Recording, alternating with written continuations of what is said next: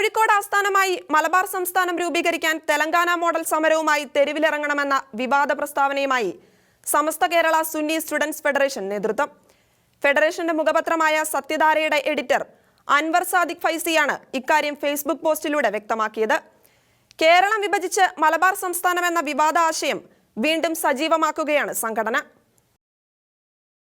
കേരളം വിഭജിച്ച് മലബാർ സംസ്ഥാനം എന്ന ആശയം ഒരു കാലത്ത് ഉയർത്തിയ യൂത്ത് ലീഗ് ഉൾപ്പെടെയുള്ള സംഘടനകൾക്കെതിരെ രൂക്ഷ വിമർശനമുയർന്നിരുന്നു.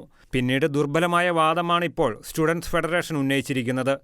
മലബാറിനോട് മാറി മാറി വന്ന സർക്കാരുകൾ വിവേചനപരമായാണ് പെരുമാറിയതെന്നും ആരോഗ്യരംഗം, വിദ്യാഭ്യാസ രംഗം, KSRTC സർവീസുകൾ തുടങ്ങി ഒട്ടേറെ മേഖലകളിൽ വിവേചനം തുടരുകയാണെന്നും അൻവർ സാദിഖ് ഫൈസി ഫേസ്ബുക്ക് പോസ്റ്റിലൂടെ ചൂണ്ടിക്കാണിക്കുന്നു.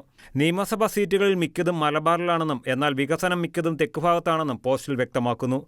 ഇവിടെ കരച്ചിലുകൾക്കും വിലാപങ്ങൾക്കും അർത്ഥമില്ലെന്ന് സൂചിപ്പിക്കുന്ന അൻവർ സാദിഖ് ഫൈസി കോഴിക്കോട് ആസ്ഥാനമായി മലബാർ സംസ്ഥാനം രൂപീകരിക്കാൻ തെരുവിലിറങ്ങുകയോ അഡീഷണൽ സെക്രട്ടേറിയറ്റ് ഉൾപ്പെടെയുള്ള ഭരണകേന്ദ്രങ്ങൾ മലബാറിൽ സ്ഥാപിച്ച് പ്രത്യേക പാക്കേജ് നടപ്പാക്കുകയോ വേണമെന്നും വ്യക്തമാക്കുന്നു.